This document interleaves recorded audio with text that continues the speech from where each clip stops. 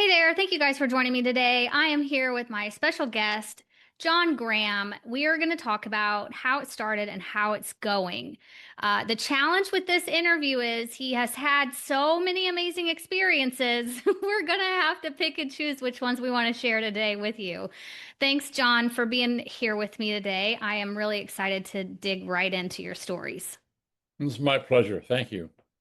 So let's go back a few years to how it all started. Let's start back when you were a young man just getting out of high school, moving on to the next step. Can you tell me a little bit about where you were at that time and what your next step after high school was? Actually, it started really the last year in high school. I grew up in Tacoma, Washington, a small city. Most of your viewers will know where nothing ever happens, and a family where nothing ever happens. Completely placid environment. I was expected to grow up, graduate from high school, go to the University of Washington, marry the girl next door, settle down, raise some kids, and die. I mean, that's what people did in Tacoma. And it turned out, again, we got limited time, but it turned out that by a series of weird happenstances, I ended up with a job working on a freighter going to the Far East and back when I was just after my junior year in high school. Wow. Now, in those days, freighters weren't container ships. They were freighters. They were boats full of cargo run by 50 or 60 big tough guys with muscles and tattoos.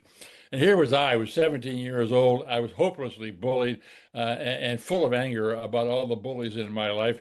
And all of a sudden, I was out on the deck out of this freighter. I got my comeuppance the very first night out on deck, having just left from San Francisco. One of the crewmen comes up to me and starts making sexual advances. And another guy, a big black guy from the engine room named Roy, grabs this guy, shoves him up against the bulkhead, beats the shit out of him, excuse me, and issues from Roy a magnificent stream of cussing. I'd never heard cussing like that before, nor had I ever seen real violence. And I decided that, yes, that's what I needed. And my own dad, bless his heart, was a very soft guy. He was no role model for someone that wanted to be rough and tough. But here was Roy, and this is what I wanted to be. And so I went down to my room that night and I practiced with the mirror, shoving imaginary foes up against the wall and beating them up and cussing like Roy cussed. Oh my gosh. Because, and I spent the whole summer in the Far East, and it wasn't going from, one capital city to the other. We were down in the jungles picking up coconuts and stuff. It was a real Terry and the pirate stuff. And these 50, 60 guys took one look at me. And they just laughed and said, "Oh man, we got some life lessons to teach you, young man." And they didn't disappoint, this being a family station. I'm not going to be explicit as to what all those life lessons were. But believe me, I saw a world full of color and excitement out there in the Far East, the Philippines and Hong Kong and Indonesia, all of that, and I realized that's what I wanted. I wanted a life like that. I wanted to get the hell out of Tacoma, Yeah. and so two summers later, after my freshman year in college, I'm hitchhiking in Europe, and I see a newspaper that says there's a war going on just south in Algeria, where the rebels are taking control of the government from the French colonials. And so I say, hey, that's an adventure. I want to go down there. So I hitchhike down through Morocco and step into Algeria. There's no border guards. There's a war going on. And I at least I'm smart enough to put a American flag on my chest so the rebels won't kill me as a French sympathizer. And I spent a week, roaming around a war zone in Algeria from one side to the other. I spent a couple of days with the French Foreign Legionnaires, also just like Roy on that freighter. They're big, tough guys with muscles and tattoos. And they were going to hold off the whole rebel army with a few pistols and shotguns. And I had, yes, exactly. And I began to read about people in history, big, tough males, violent males, and I wanted so much to be like that. And Really? so I started doing that. I rode crew in college, so I developed 30 Uh-huh. pounds of muscle, and nobody could mess with me anymore. No one bullied me anymore. And my life as an adventurer was really started. Halfway through my college years, I'm with a group of guys that made the first direct ascent of the north wall of Mount McKinley, Denali, the most difficult and certainly the most dangerous mountain face in the world, taller top to bottom than anything on Mount Everest. And we walked through it. We climbed right through it without a scratch. It was a miracle we didn't get killed. But it really convinced me that I was invincible, that nothing would do me in. So I was well launched on becoming a John Wayne figure. Um, After college, I hitchhiked around the world, working as a war correspondent for the Boston Globe, and then ended up in Australia. And after that, I realized that I had to find some way to make a living at this because I wasn't independently wealthy, and if I was going to be an adventurer, I had to have a way of paying for it. So I joined the U.S. Foreign Service, and I wanted them to send me to difficult, dangerous places where I could keep up this adventuring, and they didn't disappoint. I mean, I very soon found myself in Libya, just at the time when Muammar Gaddafi came to power in 1969. And it was great. I just loved it. I mean, the other people in the embassy were freaking out when they first saw mobs in the streets burning cars or throwing rocks. And I just loved it because that was my element. And I was really good in a crisis. And the State Department noticed that. So they wanted to send me to Vietnam. And I said, okay, fine, but send me to the most difficult and dangerous place you got. And they looked at me and said, okay. And they sent me as a political advisor to the mayor of Hue, a small town, small city in the northern part of South Vietnam, just south of the DMZ that then divided the two Vietnams. And it was an incredibly dangerous place.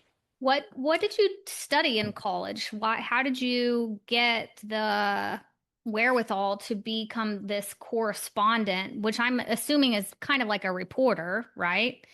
Some Yeah, form of I no, journalism. none of my my my academic friends and contacts always cringe when I say this, but no academic training I ever got had anything to do with anything I ever did to make a living. I studied geology in Okay. at Harvard, and then because I was always good with words, and I could present well, I passed the Foreign Service exams and joined the Foreign Service. I was about the only science major in my class. I bet. Um, and the rest of it was, like I say, I mean, I discovered that I had the skills and resources and the body to do a lot of difficult and dangerous work for the Foreign Service, and they were only too happy to send me there. So, yeah, there was no connection at all between my academic training and what I ended up doing for a living. Where were you in college? I went to Harvard So you went all and the way Stanford. across the entire country. You got out of Washington for sure. Well, yeah. And then I ended up getting a master's degree from Stanford as well when I came back from Vietnam. And is that how you landed back on the West Coast? Well, I was there for a year, of course, and it was great because the State Department sent me there to deal with what we now call PTSD. I Uh-huh. mean, for a year and a half, I didn't know whether I'd be alive the next day. It was really incredibly dangerous. And I left Vietnam again by the skin of my teeth. I was there during the so-called Easter Offensive when the North Vietnamese attacked from the north, almost overran the country, but failed in those years. And 3 years later, of course, famously, they came back and did succeed in taking over South Vietnam. Um, but anyway, I had PTSD to the point where I would walk on the shadow sides of the street, Palo Alto, California, to avoid sniper fire. But Uh-huh. more to the point, I had realized something in Vietnam. And what I realized was here I was in yet another highly dangerous situation, but I didn't believe in the war. I thought the war was a lost cause even before I got there. I also thought the war in Vietnam, America's war, was wrong and stupid. But I was only there for the adrenaline rush. I was only there because it was yet the biggest adventure, and it was. But then I suddenly, in this battle, the so-called Easter Offensive, 1972, I understood that my life I was then almost 30 years old. My life had become so incredibly shallow. All that mattered was me. That was it. I Yeah. didn't give a damn about other people, about community, about global problems. I just cared for the next adventure. And now people were dying because I was no longer a junior officer, no longer a kid. And people were dying because of decisions I was making. And my home was 7,000 miles away. And like I say, I didn't give a damn about anybody else. And the shallowness of that, living a life like that suddenly caught up with me, really caught up with me. And I arrived in California in bad need of some time off. Yeah. And that was before they had even coined that term PTSD, right? There That's right. wasn't it wasn't any like you just you go on with life. Like there was nothing. Yeah, but the So, PSD, what I'm trying to say is that the PTSD was the least of it. The more important part was that I had come to this realization about the shallowness of my life, PTSD or not. And luckily in California in that era, there were things called encounter groups where you got together with 12, 15 other people and spilled your guts and uh-huh. tried to learn something about yourself that might better your life conditions. And I succeeded. I lucked out. I ended up with a week-long retreat where a bunch of people were shouting at me that didn't I realize how my life really had become so shallow?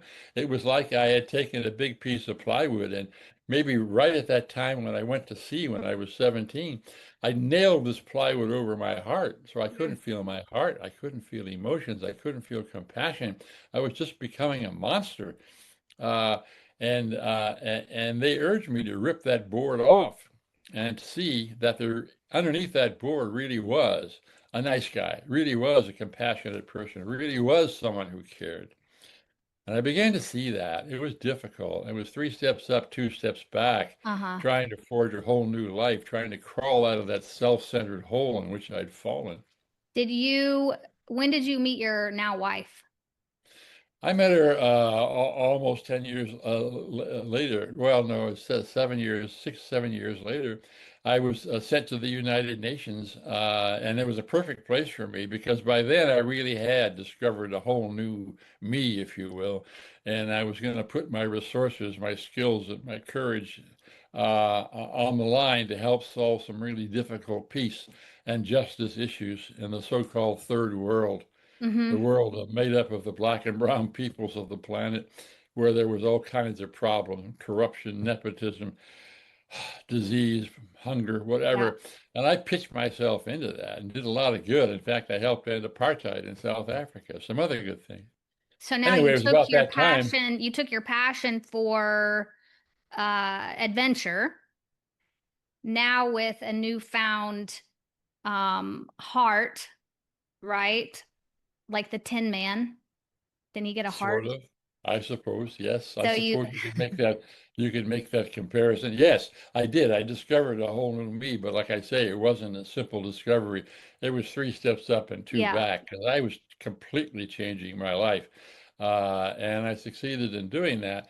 And then at the UN, I got completely consumed by doing good in the world, almost like 10 years earlier, I'd been on the opposite side. Right. I got completely consumed to the point where I quit the Foreign Service because it couldn't move fast enough. Not only that, in some ways, the Foreign Service and the U.S. government was moving in the opposite direction, doing lots of stuff in the world that I didn't like, stuff that Mm-hmm. seemed to work in the other direction from peace Yeah. and justice. So I left, and that's the point to answer your question. Like I say, I was still in New York, wondering what to do, running out of money. And I'll just say this, I know we have a limited time, but what really was important at that time was I got a job because I was running out of money, like I said. I got a job lecturing on a cruise ship. Interesting. And in those days, it wasn't huge. It was like a cruise ship with 500 people, not 5,000. And Yeah. all I had to do was give a couple of lectures. Got to take my then 13-year-old daughter with me. And the ship was going from Vancouver, spending the summer in the Far East and coming back. Only 3 days out from Vancouver, the ship catches fire and starts to sink and we're in lifeboats in the middle of a typhoon in the North Pacific, just 140 miles off the Alaska coast. It was a near thing. Helicopters flew out, but it was a long ways, and they had to operate very slowly. I see Mallory rescued. We're in lifeboats now. We're put in the lifeboats in the middle of the night, but the helicopters arrive at dawn. About when I see my daughter rescued by helicopter, taken to a oil tanker that had come to answer the SOS, and so that's good. She's rescued, What and year comes is this? I'm getting lost in my timeline a little bit. yeah, this is So, 1980. This is okay. 1980, and the name of the ship was the Princeton Dam. It's pretty famous because the Coast Guard calls it the biggest air sea rescue ever, because at a certain point the helicopters couldn't fly anymore because a typhoon was bearing Uh-huh. down on this little lifeboat, and so it was too dangerous to fly. And our only hope was a Coast Guard cutter, small ship, Yeah. frantically searching through the storm for this lifeboat, and there were only 8 of us left then.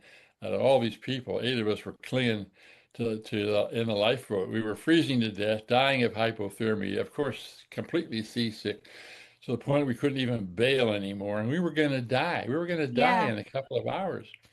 And then at the very last minute, I mean, and I had to make my peace with God or whatever. I wasn't religious, but Yeah. whatever, the higher power, because it looked like I was going to die. And believe me, a situation like that, you want to put in a few words before your final gasp. Uh, and I was angry. I said, "Look, look, God, I helped end apartheid. I did lots of good stuff with the UN. Now you're wiping me out. I have a whole lifetime, half a lifetime anyway, of doing good in the world, and now I'm going to die? That doesn't make any sense." And the voice I heard back, no one else heard anything, of course, but the voice I heard back was very clear from God, from whatever it was you call it. And it was something like, "Stop kidding yourself. You get out of this, you'll lecture on another cruise ship. It's a pretty copacetic existence. Yeah. You made a new life at the United Nations, doing good in the world. And now you're running away from it because you're panicked over money. Well, you got a choice to make. Either you can go back, you can die out here, or you can go back and keep your promise. You can go back and continue what you started at the UN and spend the rest of your life doing what you know you can do to do good in the world." And I just looked up into the storm and I says, "Okay, I, I get it. I agree." And in that instant, this Coast Guard cutter comes crashing through this wild storm. I know it sounds ridiculous, but Sounds it's like a movie. oh, it's funny because Mallory and I, decades later, went to see the movie Titanic, and there were so many things that were so similar to Uh-huh. what happened to us on our boat, the Princeton Dam. Uh, Even to the point of before we got into the lifeboats, they brought out the ship's orchestra and began playing show tunes from Oh my Oklahoma. word. Anyway, So yeah, after that life-changing experience and exchange that you had with source energy or God yeah, or right. whatever Uh-huh. you want to say, is that how your, I'll call it kind of your legacy project was born, which you mentioned to me earlier was the Giraffe Heroes project. Is that where that came from?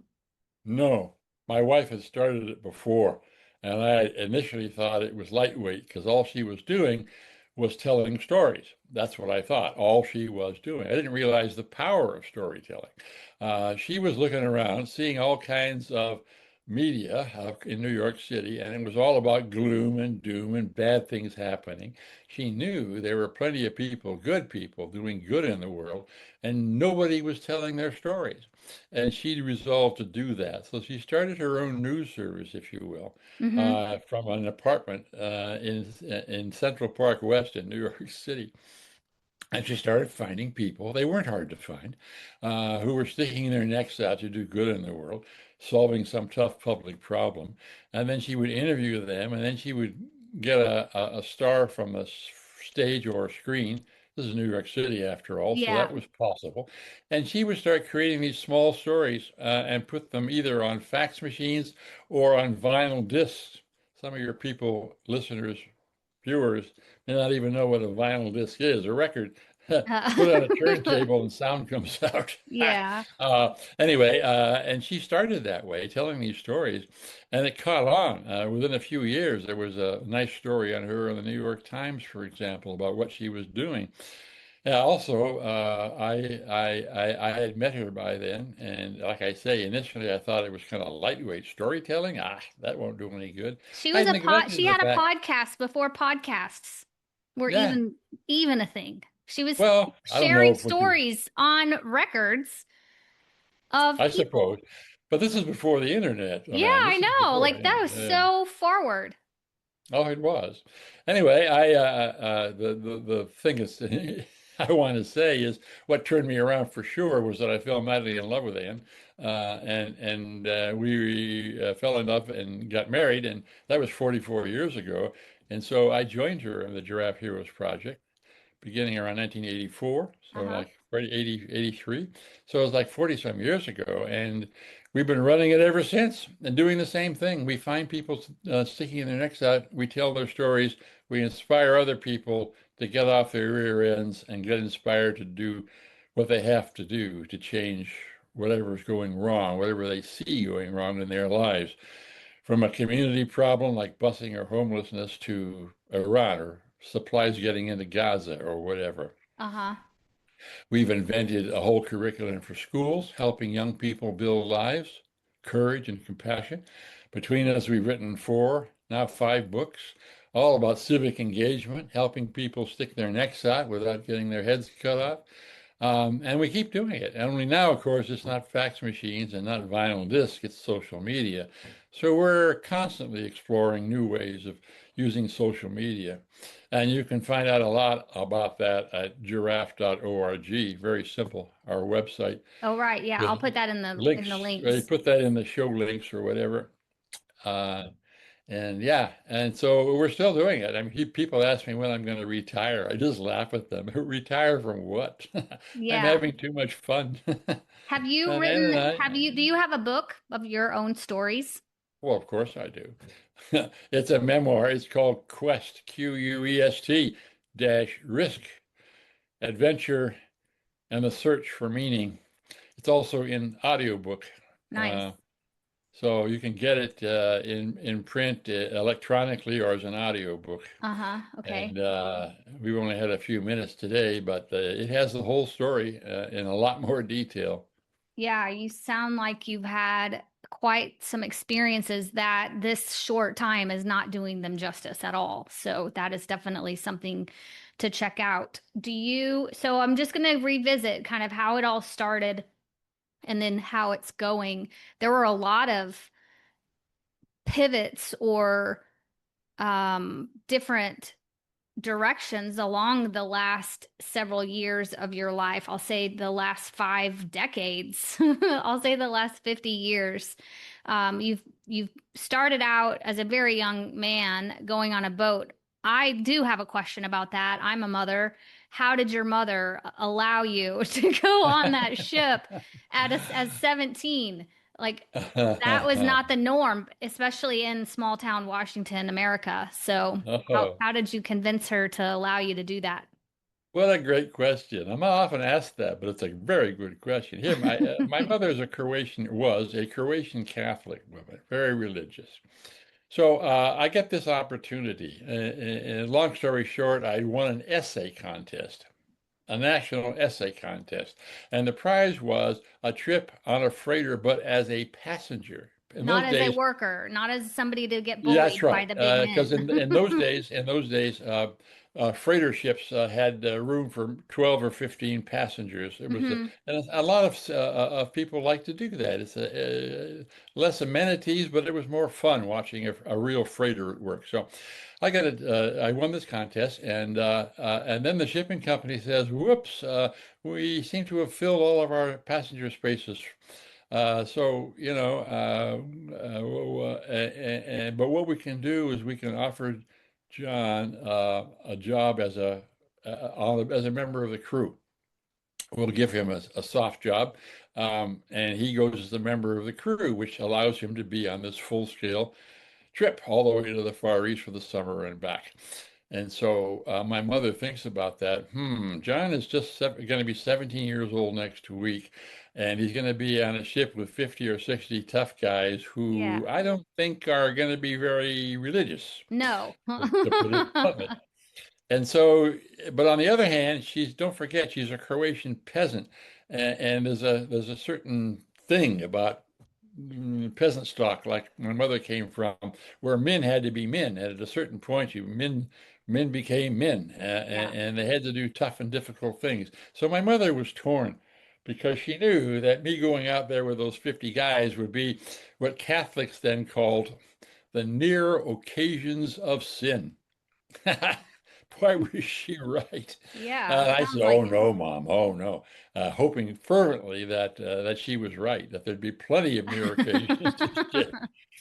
Anyway, she was wrestling with that near occasions of sin. She went and spent a lot of time talking to the local pastor, I'm who sure. warned her not to let me go for that Hmm. reason. But then her Croatian blood caught up with her. She says, at a certain point, my boy has to be a man. He's 17, so go. And so Wow. that's how it wasn't that she was oblivious. It wasn't that she was unloving.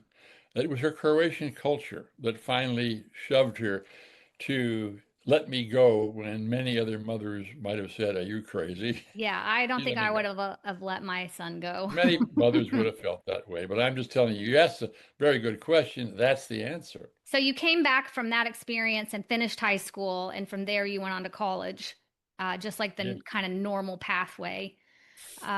What is so there is a lot going on in the journey, but what is next in your journey? So you are of an age that most people do slow down, start to retire. I don't even know, like go on cruises and hang out at the beach, but you and your wife are still moving the mission forward and trying to get the message out there to the masses. So what is next for you in this quest for the giraffe project?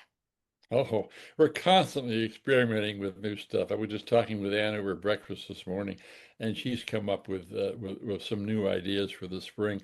But I'll tell you, for me, it's something I started just a little more than a year ago. It's a series of short form videos, Mm-hmm. which I call Badass Granddad. Badass, all one word. Granddad with two D's in the middle. They're up on TikTok, Instagram, and YouTube. You can dial it up in the search box for any of those three. They're 3 minutes long. The first 2 minutes is me and one of my wild ass adventure stories. Within the last minute, I segue into some kind of life lesson that's relevant to that adventure story. So I'll give a few tips about how to be courageous when you're scared, how to persevere when you're tired, how to deal with conflict, whatever. And Yeah. so I combine these into 3 minute segments, and I've done now. I just sent off the 70th episode. I do a couple a week. Badass Granddad, and they've been remarkable. I didn't know what would happen, but they've been remarkably successful. I have as of last week, 120,000 followers, which Nice. apparently is a lot. It's kind of funny because I've had people contact me and want to put ads, for Yeah. example, and pay me a lot of money Yeah. to put ads on. I, of course, say no, but I'm also apparently I'm referred to as a major influencer. Anyway, some adjective in front of influencer. And I just laugh. I said, wait a minute. I know influencers are young women that teach you how to paint your nails, right? You know, No, you that's what can an be an influencer is. influencer for good. Yeah. And I said, okay, I'm a major influencer.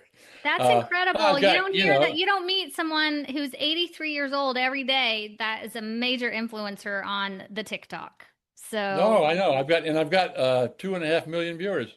Um, and it climbs steadily. I mean, I'm having great fun doing it. I mean, I spent, oh yeah. One of the biggest things I like most about it is that I expected to get a lot of snark because I chose this medium, three mhm. minutes, because I wanted to reach a younger demographic. Yep. I was pretty solid with adults, but I wanted to reach people in their 20s, early 30s, whatever. And the only way to do that is to do it in 3 minutes. Yep. And on channels like Instagram and TikTok, YouTube. And so that's what I started, not knowing what would happen. And it's just been great fun. I get a lot of comments. And like I say, I thought most of the comments would be like snark. I mean, I'm dealing with young people. They're full of Yeah. snark. Not so. I get some snark, not much. But I get a huge number of comments, and almost all of them positive. And of those positive comments, I don't know, half of them are what you might expect, like terrific, badass granddad, you're wonderful, whatever. Yeah. But the other half, Amanda, are people, not just young people, asking difficult and challenging questions from their own life because my episodes have really touched something in them. Uh-huh. So I get these comments saying, I'm dealing with this problem at home. I'm dealing with a broken family. I'm dealing with an ethical problem at work. I'm dealing with, whatever, and I don't know what to do, and I'm scared. And, I spend 4 or 5 hours a week now answering my fan mail. Uh-huh. Not because not because I want to be famous. I'm doing it because these questions and comments deserve a comment. Yeah, they And do. so I'm able to help a lot of people by a few sentences in answering questions and comments coming in off Badass Granddad. So that's been the answer to your question is the last thing for me has well, next to last thing for me has been Badass Granddad. The last thing just came up. I just finished it in the last 4 or 5 months. It's an illustrated memoir you can download straight off my website, Uh-huh. johngraham.org. It's Okay. called Denali Diary, and it's an illustrated memoir of one of the most famous climbs in North American mountaineering. This climb up the north face of Mount McKinley is an incredibly dangerous climb. At this point in my life, I don't need to make any money. And so I put it up for a free download. Just Mm-hmm. go to the nav bar at johngraham.org, look for Denali Diary. It's terrific. It's got some great photographs. And I use the original diary, which means that the script is you might say clumsy Yeah, and but it's irreverent real. because it was written by a 21-year-old for God's sake. So there's lots of stuff in it that show the exuberance of a 21-year-old. It's not polished at all, and I love it. And people are loving it because it isn't a polished memoir. It's a true account of what really Yeah. happened Yeah. like I say, one of the more famous climbs in North American mountaineering. So you are, I will say, one of the most quintessential examples of how it started and how it's going that I've ever had on my show. So you started out without internet, without phones, without uh, so many things that we now take for granted. And you're using all of that knowledge and all of the technological advancements to your advantage by becoming this super savvy internet influencer in your 80s. I think that is so commendable. And it's at a time when people are afraid to share their stories almost for the example that you gave for the ridicule that could follow or Hmm. judgment or Yeah. whatever. And you just said, I'm going to put it out there and it was welcomed by all, really. So that I is just want, yeah, fantastic. I just want to make a slight correction here. You keep referring to I. The person that founded all of this is Anne Medlock, a second generation feminist, a huge power in her own right. And I followed her. And she and I have been working together and work together every day on this. So we're husband and wife, business partners with the Giraffe Heroes Project. But if anything, I'm the junior partner. She's the brains and the creative spirit behind most of this. That's wonderful. Maybe I should have a conversation with her next. You should. Yeah, Anne Medlock. And I think her website is Medlock, Medlock dot org. Nice. All That right. Well, that's thank yeah, you so yeah. much, John, for your time today. I know it was really short and we could have gone for hours, but I'm glad to introduce people to who you are and what you've been doing and what's to come. So make sure I put all the links out for you, so everyone can access all of your wisdom and adventures on the internet. Thank well, thank you, Amanda. I've enjoyed being on your show, and it's great work that you're doing. Thank you so much.